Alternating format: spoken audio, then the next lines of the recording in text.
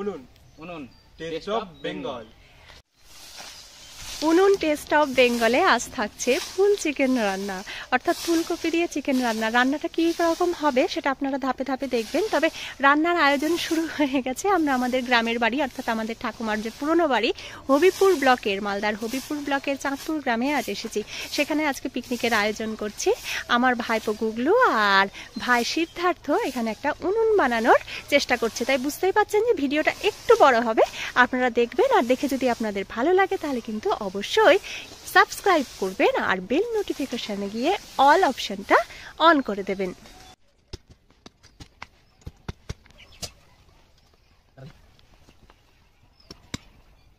উনুন বানানোর জন্য সিদ্ধার্থ মাটি খোঁড়া শুরু করে দিয়েছে। আর এখানে কিন্তু এখন কার্তিক পুজোর মেলা হচ্ছে। একটু পরে আমরা কার্তিক ঠাকুর দেখতে যাব। এখানকার কার্তিক ঠাকুরের একটা স্পেশাল ব্যাপার আছে, 6 মুখ বা 6 মাথার কার্তিক, সঙ্গে মেলাও বসে। এখানে কিন্তু মেলায় জানি না এবার এসেছে কিনা, আমরা ছোটবেলায় পুতুল নাচ দেখতাম। আর আরেকটা বিশেষ ব্যাপার হচ্ছে গম্ভীরা বা আলকাপ গান, যেটা মালদার ঐতিহ্য।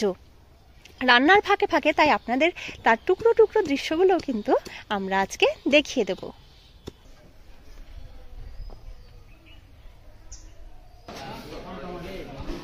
500 পেঁয়াজ আর 100 রসুন আর কাঁচা লঙ্কা 100 গ্রাম দিন তো, আর আদা দেবেন 100 গ্রাম।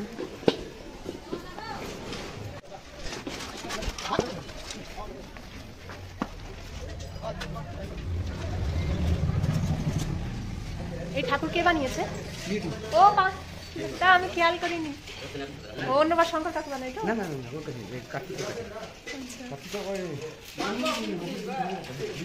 ভালো আছেন তো? হ্যাঁ ভালো আছি। কানন্দি ভালো আছে?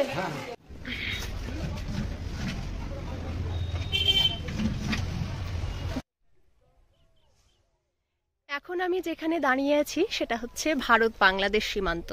আপনারা দেখতেই পাচ্ছেন এই যে কাঁটাতারের বর্ডার। এই পার্টটা হচ্ছে ভারতবর্ষ, মানে আমাদের চাঁদপুর গ্রাম যেখানে আমি এসেছি আজ সেইটা।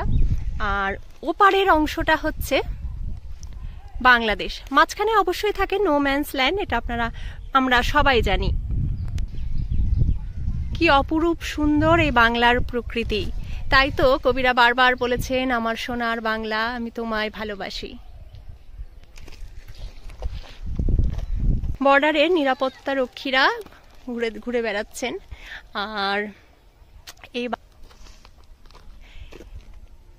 কি অদ্ভুত ব্যাপার, বোঝা যায় না কোনো পার্থক্য এপারের আর ওপারের। তাই ঋত্বিক ঘটকের কথা মনে করতেই হয়। বাংলার আবার এপার ওপার হয় নাকি মশাই?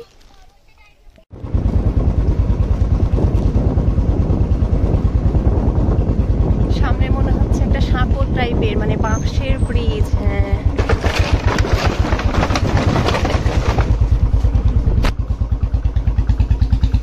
এই ভ্যান গাড়ি, এই যে মুড়ি বিক্রি হচ্ছে, দেশি মুড়ি। এই আমাদের গ্রাম, এই আমাদের শিপার, এই আমাদের চাঁদপুর গ্রাম। চাঁদপুর স্কুলটা একটু দেখবো।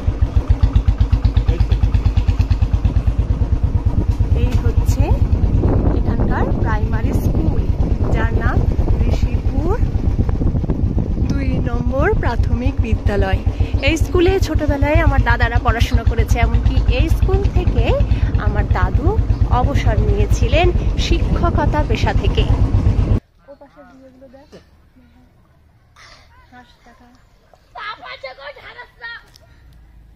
বাজার সেরে একটু কার্তিক ঠাকুর দর্শন করে আমরা গ্রামের কিছুটা অংশ ঘুরে এবার কিন্তু আবার চলে যাব আমাদের বাড়িতে, এবং আপনাদের আজকের পুরো রান্নাটা দেখাবো ধাপে ধাপে। আপনারা দেখতে থাকুন।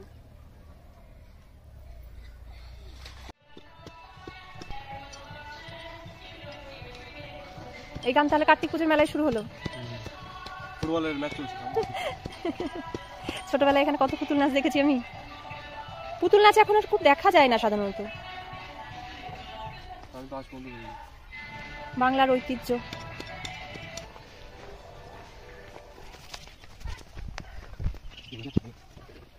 আমার খুবই আনন্দ লাগছে, কারণ এরকম ভাবে আমি কোনোদিন আগে রান্না করিনি। একটা নতুন অভিজ্ঞতা যেন আমার কাছে। তবে কিভাবে কি প্রস্তুতি নিতে হবে সবটাই কিন্তু করে দিচ্ছে সিদ্ধার্থ।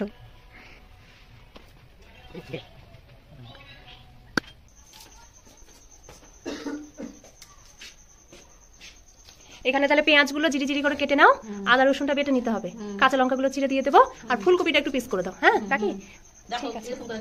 হ্যাঁ হ্যাঁ হ্যাঁ, তুমি যেমন কাটো কাটো না, জিরি জিরি করে কাটো। আর এগুলো ধুয়ে নিয়ে ট্যাপেতে জল চলে আসবে 4টে। টিউবওয়েলটা এখনো একই জায়গায় রয়ে গেছে, শুধু মানুষগুলোই নেই। সশরীরে নেই ঠিকই, কিন্তু স্মৃতিতে আছে। এখানে আসলে আমি আমার ঠাকুমাকে না ফিল করতে পারি, যেন মনে হয় ঠাকুমা আমার কাছেই আছে, বা ঠাকুমাকে আমি দেখতে পাই।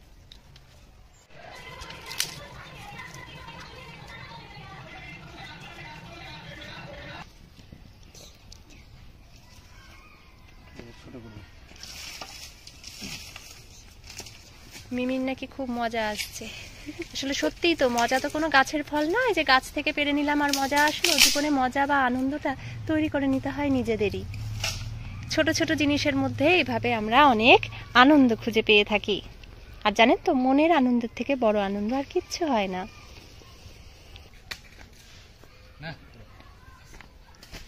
একটা কাঁচি বা ব্লেড নিয়ে আয় প্যাকেটগুলো কাটার জন্য। আচ্ছা যেতে হবে না তাহলে। 2 কেজি চিকেন রয়েছে, তার জন্য আমি এখানে কিন্তু একবারে 200 গ্রাম মতন তেল দিয়ে দিলাম। প্রথমে এই তেলে ফুলকপিগুলো এবার ভেজে নেব সামান্য লবণ দিয়ে।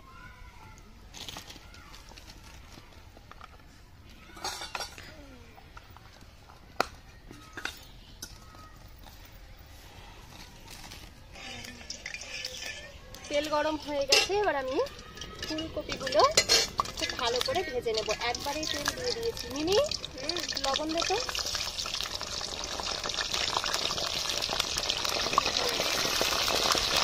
ঠাকুমা ভালো? হ্যাঁ পিকনিক হচ্ছে, একটু লবণ দে। ঠাকুমা মুরগির মাংস খান? হ্যাঁ বলুন। তাহলে আজকে পিকনিকে একটু করে আপনি খাবেন, চলে যাবেন।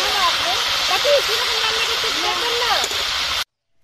রাত্রিবেলায় কিন্তু ঝিঝি পোকার ডাক আর এইরকম বাঁশ বাগান, একটা অন্যরকম পরিবেশ তৈরি হয়ে যায়।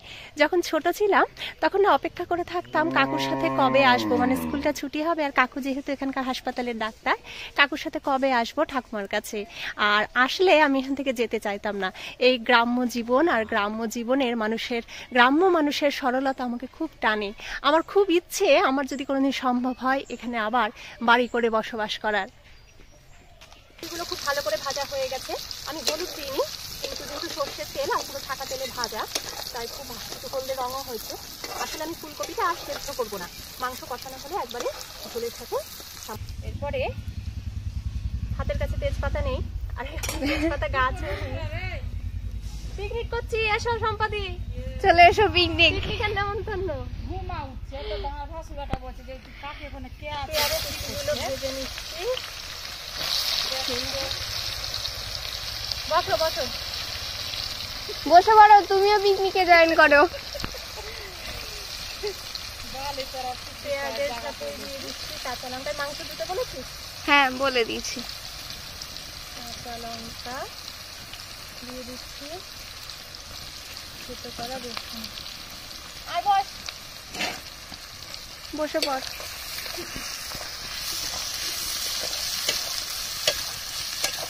বসো না, আয় আয় বস। পাতা কাটছিলাম। পাতা কাটো, এখানে এসেই কাটো। পেঁয়াজগুলো দেখুন অনেকটাই ভাজা হয়ে গেছে, একদম বেরেস্তার মতো। এর থেকে বেশি ভাজলে কিন্তু পুড়ে যাবে, তাই আমি একটু জল দিয়ে দিচ্ছি, কারণ মাংস ধোয়া এখনো হয়নি। আর এখানে কিন্তু 200 গ্রাম পেঁয়াজ নেওয়া হচ্ছে। এরপরে এর মধ্যে দিয়ে দিচ্ছি বেটে রাখা আদা। এখানে 50 গ্রাম আদা পাতা দেওয়া হয়েছে।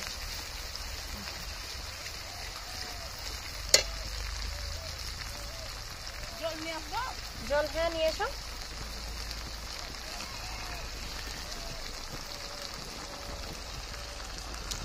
দিয়ে দিচ্ছি 3 চামচ মতো হলুদ।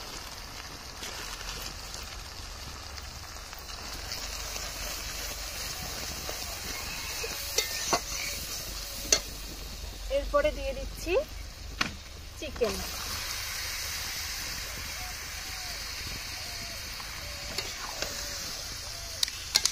মশলার সাথে চিকেনটা খুব ভালো করে মিশিয়ে নিতে হবে।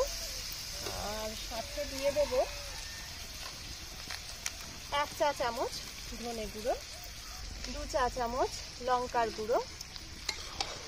এটা কিন্তু কাশ্মীরি লঙ্কার গুঁড়ো দিইনি, ঝাল লঙ্কার ব্যবহার এখানে আমি করছি। আর ফোড়নে যেহেতু আমার হাতের কাছে কিছু ছিল না দেওয়ার মতো, ফোড়নে কিন্তু আপনারা চাইলে তেজপাতা, শুকনো লঙ্কা, সাদা জিরে আপনাদের পছন্দ মতন যা কিছুই দিতে পারেন। মিনি, জিরে গুঁড়ো আর মিট মশলার প্যাকেটটা কাটা হয়নি, কাটছো? এদিকে এদিকে মাংসের গন্ধে চলে এসেছে। বসে থাক, তুইও পিকনিকে খাবি। এই যে ওমকে একটু দেখা। এই যে ওম। ঠিক আছে, এবার এদিকে আয়। আমাদের দর্শক বন্ধুকে এবার আমরা দেখাই। দিয়ে দিচ্ছি 2 চামচ মতো, মানে 2 টেবিল চামচ মতো জিরে গুঁড়ো। বাটা মশলার এখানে আজকে আমি ব্যবহার করতে পারিনি, তাই সব গুঁড়োই দিচ্ছি। নয়তো আমি সাধারণত রান্নায় গুঁড়ো মশলার ব্যবহার খুব কমই করি। দিয়ে দিচ্ছি 1 টেবিল চামচ মিট মশলা। এইবারে আঁচটা বেশি হয়ে গেছে। যারা গ্যাসে রান্না করেন তারা তো খুব সহজে আঁচ কমিয়ে নিতে পারেন, বাড়িয়ে নিতে পারেন। এই যে এবার দেখুন আমি এখানে কিভাবে আঁচ কমাচ্ছি। এইভাবে পাটকাঠি আর খড়িটা একটু সরিয়ে নেব, তাতে করে আঁচটা কমে যাবে। আবার যখন বাড়ানোর দরকার হবে তখন একটু এগিয়ে দেবো। ও লবণ কিন্তু আর দেওয়া হয়নি, সেই ফুলকপি ভাজার সময় দেওয়া হয়েছিল।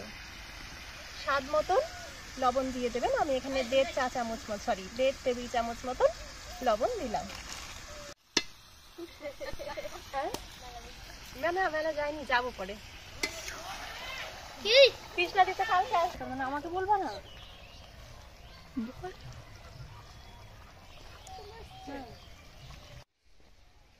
এই কৃষ্ণচূড়া গাছ বসন্তকালে একদম ফুলে ভরে থাকে, লাল ফুলে। আমার প্রিয় ফুল কৃষ্ণচূড়া, এই জন্য আমার এই বাড়ি এসে সন্ধ্যেবেলা খুব ভালো লাগতো।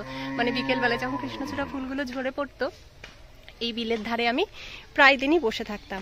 এই বিলে ঠাকুমার সাথে আমি অনেক স্নান করতে এসেছি, কিন্তু তাতে কি হবে, আমি সাঁতার দিতে কিন্তু জানি না। আমি সাঁতার দেওয়া বা ডুব দেওয়া কোনোটাই শিখতে পারিনি। মনে হচ্ছে যেন অ্যাকোরিয়ামে মাছ খেলা করছে।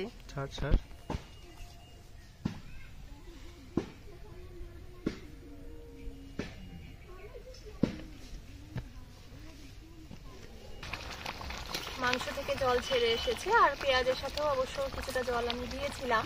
মোটামুটি 10 মিনিট হয়ে গেছে। আরও 10 থেকে 15 মিনিট মাংসটা আমরা এইভাবে কষিয়ে নেব। মাংস পুরোপুরি কষা হয়ে গেছে, একটু কাছে নিয়ে দেখতেই পাচ্ছেন মশলা থেকে তেল ছেড়ে এসেছে। এবারে সামান্য জল, 1 কাপ মতো, আর দিয়ে দেবো ভেজে রাখা ফুলকপিগুলো। ফুলকপির সাথে মাংসটা আমি আরো 2 থেকে 3 মিনিট কষিয়ে নেব।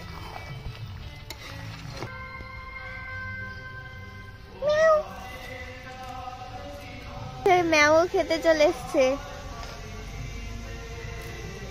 ঝোল ফুটে উঠেছে, এবারে দিয়ে দিচ্ছি 1.5 চা চামচ মতন গরম মশলার গুঁড়ো। ভালো করে মিশিয়ে নিলাম, ব্যাস তাহলে রান্না রেডি। এবার আমাদের গরম ভাতের সাথে পরিবেশনের পালা। যেহেতু রান্না বিকেলে শুরু হয়েছে, এখন কিন্তু রান্না শেষ হতে হতে সন্ধ্যা হয়ে গেছে।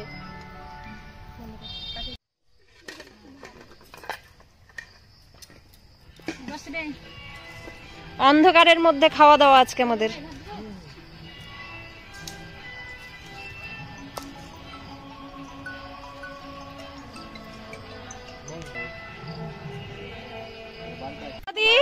কেমন হয়েছে? খুব ভালো হয়েছে।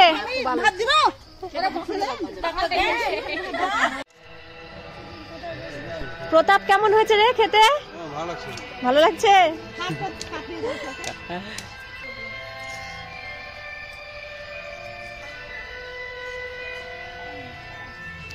এই তো ঠাকুমা চলে এসেছে। ঠাকুমা বসুন, ঠাকুমা খেতে বসুন। কেমন হয়েছে ঠাকুমা রান্না? মুখে দাও। ভালো হবে না? কেমন লাগছে?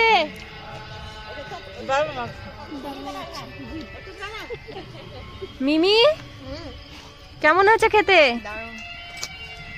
টেস্টি। ওই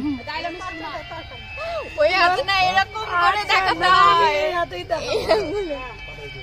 অমৃতর মতো খুব সুন্দর হয়েছে। দেখি সীমার কাছে শুনি, কেমন রান্না হয়েছে সীমা? দিদিভাই রান্না ভালো হয়েছে। রান্না ভালো হয়েছে?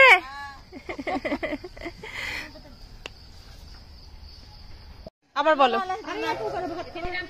রান্না ভালো হয়েছে। আচ্ছা